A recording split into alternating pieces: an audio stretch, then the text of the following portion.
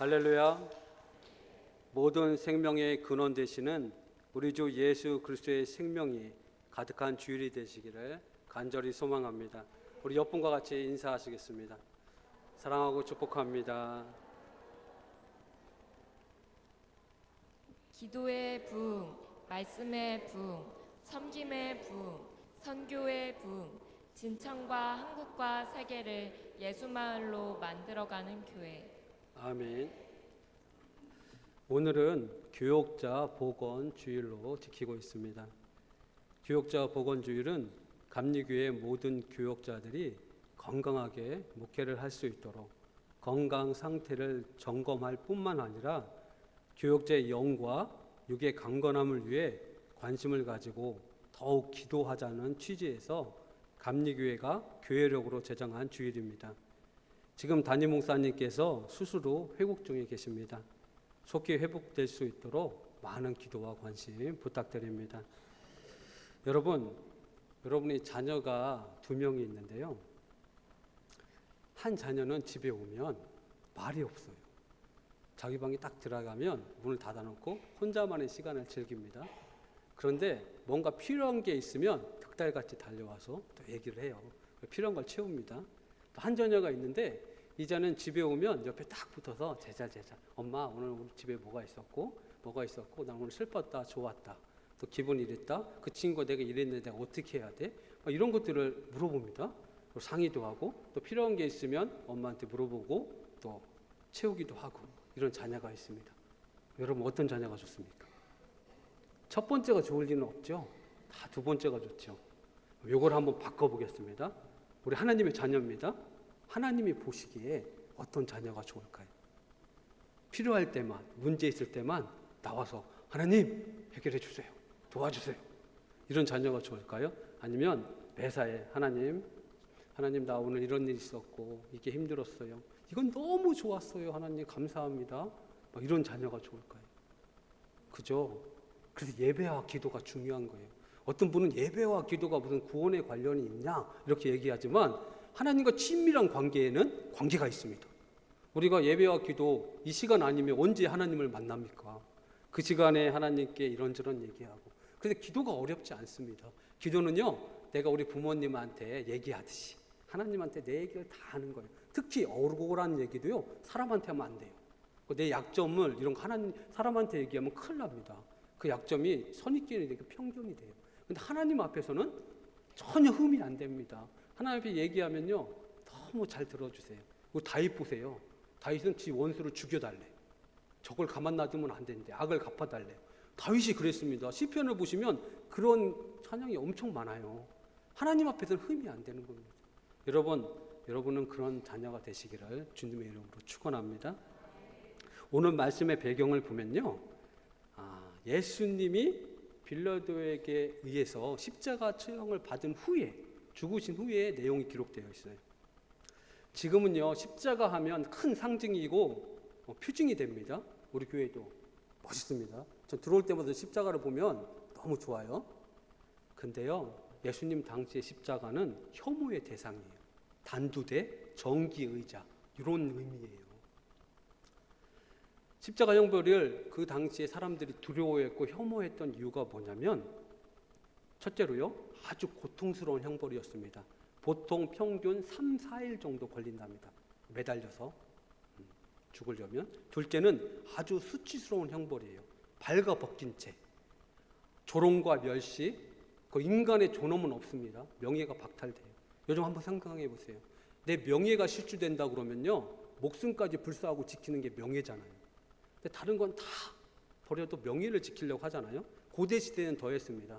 이 명예라는 게 가문의 얼굴이었기 때문에 그렇죠. 셋째로요, 십자가형을 죄수는요 매장할 수가 없습니다. 즉 장례를 치를 수가 없어요.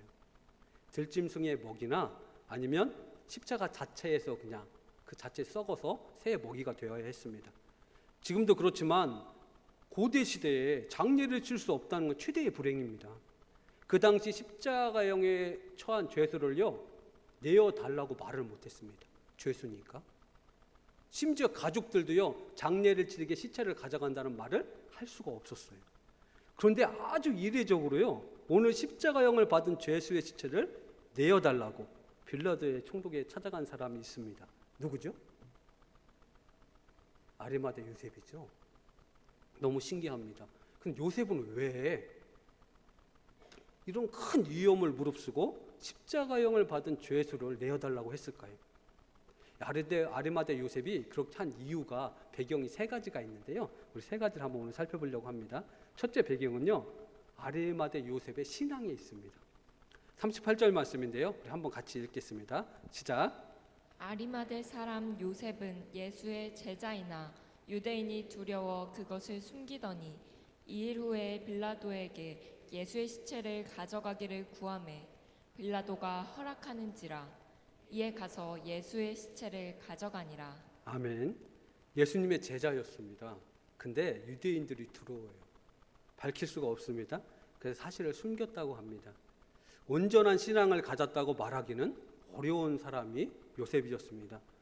근데 그렇게 두려워하던 요셉이 어떻게 이렇게 자신의 제자됨을 그것도 유대인 총독 앞에서 드러낼 수 있었을까요? 아리마대 요셉에 대한 얘기는 사복음서에 모두 기록되어 있습니다. 이 사복음서를 종합해 보면 아리마대 요셉은 가진 게 아주 많은 사람이었어요. 한번 어떤 사람인지 보겠습니다. 사내들인 공회의 의원이었습니다. 요즘 말하면 국회의원 정도 되는데요. 특히 예수님을 재판할 때 이 요셉도 그 자리에 회원으로 있었습니다. 둘째, 부유한 사회적 지위를 가지고 있었어요. 영향력도 가지고 있었고요. 심지어 자기가 죽으면 장사 지내려고 돌무덤을 준비했습니다. 그 돌무덤은요, 돌을 가운데를 바위를 파는 거예요. 비용이 엄청나게 많이 들었답니다. 아주 좋은 무덤이죠. 그 정도로 부자였습니다. 세 번째, 예수님의 은밀한 추종자였고요. 넷째가 중요한데 이것도 아리마대 출신입니다. 아리마대가 어디냐면 예루살렘 근처입니다. 좋은 곳이죠. 거기가 구약에는 라마다임이고 현재 위치는 라마라고 하는 도시인데요. 사무엘의 고향입니다. 그러니까 아주 좋은 도시에 살았습니다. 거기에 부자였죠. 그러니까 자기가 가진 것들을 포기하고 제자라고 밝히기에는 굉장히 쉽지 않았습니다. 이런 사람이 한 명 더 있습니다. 누군지 아십니까? 공회원이었고 자기가 예수님을 따랐지만 밝히지 못했던 사람. 오늘 본문에 39절에 나오는 니고데모가 또 있죠. 여러분, 네덜란드 로마 카톨릭 사제였던 헨리 나우엔이라는 사람이 있는데요. 그 사람은 이런 사람들을 씨름하는 동조자로 표현하고 있습니다. 신앙이 드러나게 살지는 못해도 자신의 삶의 자리에서 하나님의 음성을 듣고 그 뜻에 반응하며 내가 하나님 뜻대로 살아가기 위해 노력하는 사람들, 이런 사람들을 씨름하는 동조자라고 합니다. 베드로처럼 배와 그물을 버려두고 따르지는 못했지만 예수님의 말씀을 듣고 그 말씀에 생명이 있구나, 참 인간의 삶은 이렇게 살아야 되는 것을 깨닫고 예수님을 지향하며 같은 곳을 바라보는 사람들 지금도 있지요. 지금도 먹고 사는 문제 때문에, 그죠? 다 버리고 예수님을 따르지 못하지만 예수님 말씀이 참된 진리구나, 예수님을 믿어야겠구나, 이런 사람들이 얼마나 많이 있습니까? 아주 많습니다. 이 시간에도요, 일 때문에, 먹고 사는 문제 때문에 이 자리에 못 나온 분들 많이 있습니다. 전 그래서 이렇게 생각합니다. 예배를 드리는 자체, 그리고 기도를 많이 하는 양의 문제가 중요한 것이 아니라 내가 정말로 예수님을 지향하고 있는지, 내가 믿음을 가지고 예수님의 뜻대로 살려고 노력하는지가 더 중요하지 않을까. 그런 사람을 예수님은 씨름하는 동조자, 은밀한 숨겨진 제자라고 말합니다. 여러분, 무시하면 안 돼요. 이런 사람들 무시하면 안 됩니다. 왜냐하면 아리마대 요셉처럼 이런 분들을 사용해서 하나님의 큰 일을 행하실 수 있기 때문에 그래요. 그러니까 우리는 판단할 수 없습니다. 누가 판단할 수 있냐면 하나님만이 판단할 수 있죠. 이런 사람들이 그 당시에 많이 있었습니다. 갈릴리에서 예수님을 따라왔던 여성들도 있고요. 오늘 39절에 나오는 니고데모, 모략과 치명 섞은 100리트라쯤 가지고 온 장례를 준비한 니고데모도 있습니다. 어떻게 생각해 보면 어떤 상황 속에서는 저와 여러분도요, 이렇게 신음하면서 살고 있지는 않은가 싶어요. 예수님 그리스도를 믿는다고 하지만 먹고 사는 문제 때문에 가끔 세상과 타협하고, 또 어떨 때는 좀 죄도 짓고요, 이렇게 살고 있지 않나 싶습니다. 이 시간을 통하여 과연 나는 어떤 신앙을 가지고 있는지 깊이 생각해 보는 시간이 되시기를 간절히 소망합니다. 두 번째 배경입니다. 이제 신앙을 살펴봤고요. 두 번째 배경은 아리마대 요셉의 고뇌가 있었습니다. 고뇌라는 이 글자를 보니까요, 쓸고 번뇌할 뇌, 좀 그렇습니다. 참 말 자체가 굉장히 괴로운 말인데요, 괴로워하고 번뇌하다는 뜻을 가지고 있어요. 마음이 번거롭고 답답하여 정신적으로 고통의 상태에 있는 상태를 말합니다. 아리마대 요셉이 무엇 때문에 고뇌했을까요? 그것은 바로 예수 그리스도의 십자가 처형 사건 때문에 그렇습니다. 그동안은 유대인이 두려워서 먹고 사는 문제에 매여 외면했지만, 내가 사랑하는, 내가 따르고자 하는 그 예수님께서 지금 밖에서 죽어가고 계십니다. 십자가에 달려서. 이 아리마대 요셉의 고뇌하는 모습이 성경에 기록되어 있지 않습니다. 그래서 많은 신학자와 역사학자들이 이걸 글로 표현한 글이 있어서 제가 가지고 왔습니다. 제가 한번 읽어드리겠습니다. 예수님 십자가에 달려 계신 그 시간에 이 요셉은요, 양각 나팔 소리가 성전에 울려 퍼지는 그 성전에 있었습니다. 24반연의 제사장들과 레위인들이 총출동하여 일사불란하게 양의 몸을 가르고 대접의 피를 받습니다. 이제 희생제사를 지내야 하기 때문에 그 시간입니다. 예수님은 지금 성 밖에서 피 흘리며 죽어가는 중인데, 요셉은 시치미를 딱 떼고 인파 사이에 안전한 곳에 숨어 있었습니다. 참 비겁한 행동입니다. 하지만 유대인들이 두려웠던 요셉은 어쩔 수 없었습니다. 날이 점점 어두워가면서 예수님의 생각에 요셉의 마음도 무거워졌습니다. 그런데 갑자기 바닥이 진동하고요, 막 흔들립니다. 돌벽에 돌가루가 막 떨어집니다. 제사 드리는 사람들이 휘청하며 놀라며 두리번거릴 때 성소 안쪽에서 굉음이 들립니다. 제사장이 깜짝 놀라 성소의 문을 들고 들어가 보니 그때 요셉을 그 문 사이로 보았습니다. 성소와 지성소를 가르며 드리워있던 두툼한 휘장이 위에 꼭대기부터 아래까지 어떻게 되어 있죠? 찢어져 있었습니다. 그 광경을 본 대제사장은요, 사색이 되어서 얼른 문을 닫으라고 소리칩니다. 그때 요셉은 알 수 있었습니다. 아, 가셨구나. 예수님의 죽음을 직감합니다. 눈물이 쏟아집니다. 요셉은 집에 돌아갔지만 양고기는커녕 물도 삼켜지지 않습니다. 그때 아리마대 요셉은 고뇌합니다. 내가 어떻게 해야 할까? 제자들은 다 도망가고 유대인들은 예수님의 십자가 처형을 외면하고 있을 때, 아리마대 요셉은 예수님의 십자가의 사건을 보면서 고뇌합니다. 자신의 신앙을 돌아보고 내가 이렇게 살아도 되는 걸까? 이대로 가만히 있어도 되는 걸까? 내가 예수님을 외면해도 되는 걸까? 고뇌하는 것이죠. 이 모습을요, 영국 역사상 최초의 세습 남작 자기를 받은 영국 화가가 있는데요, 프리데릭 레이턴이 고뇌하는 요셉의 모습을 그림으로 그립니다. 한번 보여주세요. 황혼을 바라보면서 지금 딱 서서 지금 예수님 생각을 하고 있는 거예요. 이 고뇌하고 있는 모습입니다. 우리도 그렇죠. 이렇게 고뇌하던 요셉은요, 결국 해가 뉴역뉴역 질 무렵 마침내 자리를 박차고 일어납니다. 시장에 급히 가서 삼배 옷을 사고요, 총독 공간으로 막 뛰어갑니다. 빌라도에게 예수님 시체를 달라고 요구합니다. 그러면 빌라도의 반응이 어때야 됩니까? 내어줄 수 없잖아요, 법적으로. 내어달라고 합니다. 그럼 어떻게 해야 됩니까? 성경에 어떻게 기록되어 있습니까? 내어주더라. 하나님 역사죠. 예수님의 시체를 내어줍니다. 골고다로 달려가 예수님의 시신을 내렸고 천으로 감싸합니다. 그때 모략을 들고 달려오는 니고데모와 마주칩니다. 함께 예수님의 시신을 무덤에 모시며 울었습니다. 나의 주님을 이렇게 가시도록 나는 내내 침묵만 했음을 자책하며 통탄의 눈물을 흘렸습니다. 그리고 생각합니다. 이 죄를 어찌 용서받을 수 있을까? 때늦은 후회마저도 스스로에게 용납되지 않습니다. 저도 이 말씀을 준비하면서 먹고 사는 문제에 매여 사람이 두려워서 예수님을 외면했던 요셉의 모습 속에서 저의 모습을 봅니다.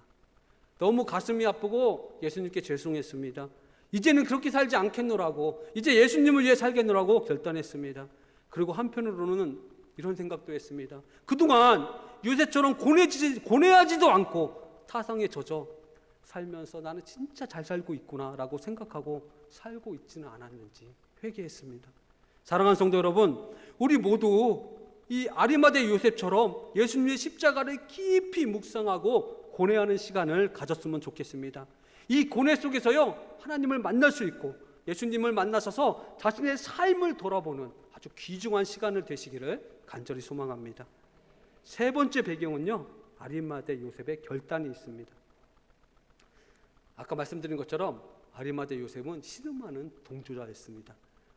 사람들이 두렵고 먹고 사는 문제 때문에 드러내고 예수님의 제자라고 말하지 못했습니다. 요셉이 이렇게 아주 비겁한 행동을 하고 살았는데 결정적으로 이 삶을 바꿔준 것이 예수님의 십자가 사건이라고 말씀드렸습니다. 아리마대 요셉은 그 예수님의 죽음 앞에서 심경의 변화를 겪게 됩니다. 그리고 자신의 모습을 돌아보고 결단하게 됩니다. 용맹했던 제자들, 12제자들 뭐라고 말했습니까? 다른 사람은 예수님을 다 버리고 떠나도 나만큼은 절대 예수님을 버리지 않겠습니다. 지금 다 어디 가 있죠? 다 도망갔습니다. 예수께서 살아계셨을 때 비겁자라고 그들 제자들이 이 아리마대 요셉에게 넌 비겁자야, 넌 왜 예수님의 제자로 살지 않아? 라고 손가락질 받던 이 요셉은 이제는 예수님의 십자가 죽음 앞에서 고뇌하며 자신의 삶을 돌아보며 결단하게 됩니다. 그리고 깨닫게 됩니다. 지금 내가 해야 할 일이 무엇인가? 여러분, 우리가 주님을 인격적으로 만나잖아요. 그러면 주님이 우리는 깨닫게 됩니다. 내가 이 세상에 왜 왔는지, 누가 보내셨는지, 무엇을 하다가 하나님께로 돌아가야 하는지 정확히 깨닫게 됩니다. 아리마대 요셉도 이제 깨닫게 됩니다. 자기가 해야 할 일이 무엇인지, 자기가 갖고 있던 그동안 내려놓지 못했던 믿음, 지위, 명예, 부를 다 걸고 찾아야 할 것이 생각났습니다. 그것이 무엇일까요? 바로 예수님의 시신이었습니다.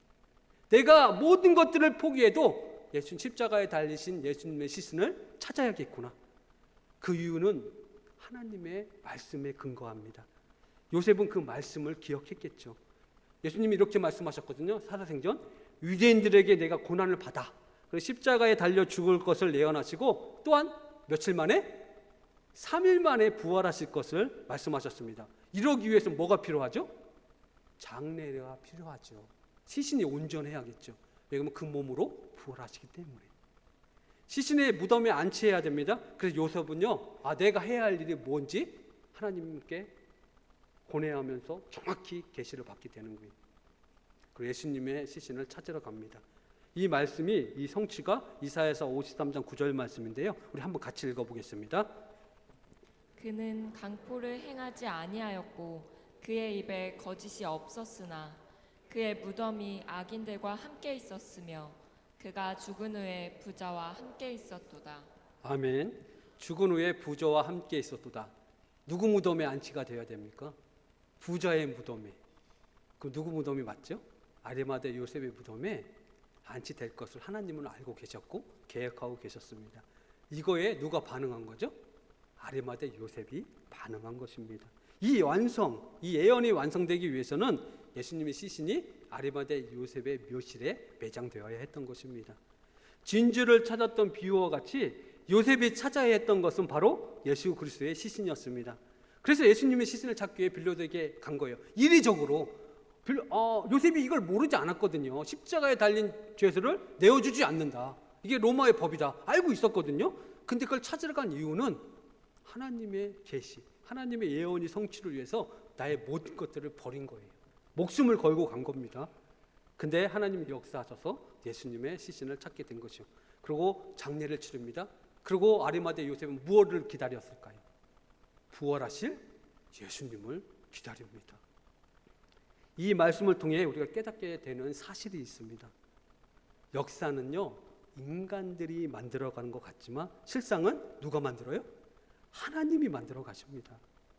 유대인들이 예수님을 죽인 것 같지만, 못 박아 죽인 것 같지만 실상은 우리의 죄, 인간의 죄를 사하시라고 하나님께서 미리 계획하신 거예요. 그리고 이 땅에 보내주시고 허락하셨어요. 예수님이 십자가에 달리는 것을 누가 허락하셨어요? 하나님이 허락하셨기에 때 예수님이 십자가에 달리고 그 사건이 일어난 겁니다. 유대인들이 계획한 것이 아니에요. 그래서 역사를 보면요, 영어로 히스토리인데요, 이걸 좀 띄어서 읽으면 한번 보여주실래요? 히스 스토리가 됩니다. 역사는 누구의 이야기요? 그분의 이야기입니다. 모든 역사는 하나님이 만들어 가세요. 우리가 BC와 AD하고 나뉘는 것도 예수님의 탄생에 근거하는 것처럼 모든 역사는 그분의 이야기입니다. 근데 이 온 우주와 역사를 섭리하신 하나님이 누구와 함께해요? 우리와 함께 해주신다고 약속해 주신 거예요. 여러분은 내 인생의 모든 것을 바쳐서 찾을 것이 있습니까? 찾아야 할 것이 있습니까? 아리마대 요셉처럼 예수 그리스도의 십자가를 깊이 묵상하고 고뇌하면서 내 인생의 모든 것을 바쳐서 찾아야 할 것을 찾아냈습니다. 여러분, 우리가 가난하게 살 수도 있어요. 질병에 걸려 아픔을 겪을 수도 있습니다. 내 환경과 상황이 힘들어서 하나님을 원망할 수도 있어요. 하지만 우리가 하나님과 함께 하시기에, 하나님 우리와 함께 하시기에 우리 안에 뭐가 있냐면 기쁨과 평안이 있습니다. 그래서 우리는 행복하다고 고백하는 것입니다. 힘을 내십시오. 예수님도 이 땅에 오셔서 절대 환대받지 못했습니다. 사람들의 핍박, 고난, 우리의 삶과는 비교할 수 없는 삶을 사시다가 우리를 위해 십자가에 달려 돌아가시는 그 고통과 아픔을 겪으셨습니다. 하지만 우리는 예수님을 실패자라고 하지 않습니다. 뭐라고 하죠? 승리자라고 합니다. 예수님은 항당당당하셨고요, 항상 기쁨과 평안이 넘쳤습니다. 그리고 우리를 위로해 주셨습니다. 늘 우리를 사랑을 표현해 주셨습니다. 그 이유가 무엇일까요? 하나님은 항상 하나님과 함께 하셨기에 늘 은혜와 능력을 공급받았기 때문에 그렇죠. 이 하나님께서 우리와 함께 하시기를 약속해 주셨습니다. 여러분, 당당하게 힘을 내고 살아가야 합니다. 그러기 위해서는 우리에게도 아리마대 요셉과 같은 경험이 필요합니다. 사랑하는 성도 여러분, 지금도 아리마대 요셉처럼 씨름하는, 그리고 결단하지 못하는 성도들이 있다면 오늘 말씀을 통해 하나님 뜻이 무엇인지 깨닫는 은혜가 있기를 간절히 소망합니다. 여러분, 우리가 먹고 사는 문제 때문에 하나님과 세상을 왔다 갔다 할 수 있어요. 하지만 우리에게도 하나님께서 계획하시고 하나님께서 우리를 통해 이루시고자 하는 일들이 각자의 삶 속에 다 있습니다. 이 사실을 깨닫게 되면요, 우리는 이 삶을 허투루 살 수가 없어요. 그리고 내 이 삶을 고민하지 않을 수 없습니다. 고뇌하지 않을 수 없어요. 내가 어떻게 살아야 되는지 하나님께 묻지 않을 수 없습니다. 이 삶이 하나님 우리에게 원하시는 삶이라는 것입니다. 사랑하는 성도 여러분, 하나님 앞에 늘 나와 고뇌하며 결단하시기 바랍니다. 아리마대 요셉처럼 내가 어떻게 살아야 되고 무엇을 위해 살아야 되는지, 내 모든 것을 바쳐 찾아야 할 것이 무엇인지를 하나님께 여쭤보고 물어보시는 여러분이 되시길 바랍니다. 여러분, 저도 사춘기 시절, 청년 시절에 하나님을 많이 원망했습니다. 그리고 후회했습니다. 내가 예전에 이런 선택을 했다면 인생이 바뀌지 않았을까? 그때 이 길로 가지 않고 이 길로 갔으면 얼마나 좋았을까? 그런데요, 말씀을 근거해 보면요, 하나님은 우리에게 그 때때로 최선의 가장 좋은 것을 주신다는 것을 믿게 되었습니다. 여러분, 지금 내게 허락해 있는 것이 가장 좋은 것입니다. 저도 딸이 3명 있습니다. 근데 어르신들은요, 저를 좀 안타깝게 보실 때가 있어요. 근데 저는 전혀 그렇지 않습니다. 왜냐하면 하나님께서 나에게 최상의 최고의 좋은 것들을 주셨다는 것을 믿기 때문에 그렇습니다. 여러분 가난할 수 있습니다. 내 몸이 아플 수 있어요. 내 지위가 낮을 수 있어요. 내가 공부를 잘하고 싶었는데 못할 수 있습니다. 내가 집안이 가난해서 하고 싶은 거 못할 수 있어요. 하지만 그 모든 것들이 하나님이 최상의 것들을 나에게 주신 거예요. 왜냐하면 하나님의 일을 하게 하기 위해서, 아리마대 요셉에게 부자가 되게 하시고 묘시를 허락하시고 한 이유는 거기에 예수님의 시신을 장례하기 위한 하나의 방법이었어요. 그걸 깨달은 아리마대 요셉은 그동안 내가 지금 살아온 이유, 지금까지 하나님이 나를 여기까지 인도하신 이유는 예수님의 시신을 찾아 안치하는 일을 해야 하는 사명을 받은 거예요. 그러니까 자기 모든 지위도 내어 던집니다. 부자인 거 필요 없어요. 내 모든 것들을 내어놓고 이제 예수님의 시신을 찾아 안착이 되는 거예요. 여러분, 우리도 마찬가지입니다. 우리도 그렇게 살면서 하나님에게 고뇌하고 하나님께 날 주신 사명을 깨닫게 되면요, 불행하지 않아요. 행복합니다. 그리고 원망 불평 없습니다. 하나님 나라의 그날까지. 왜 그러냐면 하나님이 우리와 함께하고 계심을 늘 느끼고 체험하고 살기 때문에 그래요. 그럼 내 마음에 기쁨과 평안이 넘칩니다. 그런 삶이 되시길 바라요. 그래서 마음에 기쁨이 있고 평안이 있고요, 사람과 비교하지 않고 썩어 없어질 세상 것을 바라보면서 신음하지 않고 오직 주님만 딱 바라보면서 주님이 날 사랑하듯이 나 주님을 사랑하기 원합니다. 내가 하나님께 충성하고 열심히 일하는데 하나님 나에게 더 시키실 일 없으십니까? 하나님 일 더 하고 싶어요. 하나님 너무 보고 싶습니다. 하나님 예배가 기다려집니다. 하나님께 기도하면서 그렇게 살아가실 때 주님 우리 마음속에 기쁨과 평안이 넘칠 줄 믿습니다. 오늘 이런 말씀을 저와 여러분에게 아리마대 요셉의 말씀을 허락하신 이유가 있습니다. 그 이유가 무엇이냐면 너도 세상과 하나님과 왔다 갔다 시름하고 있다면 오늘 십자가를 좀 깊이 묵상하고 고뇌하고 결단할 기회를 우리에게 주시는 것입니다. 이런 하나님 마음을 헤아려 우리가 고뇌하시고 그래 믿음이 성장하시고 하나님을 인격적으로 만나 내 사명이 무엇인지 깨닫고 진정한 예수 그리스도의 제자가 되시기를 주님의 이름으로 축원합니다. 우리 다 같이 찬양하시고 우리 기도하시겠습니다.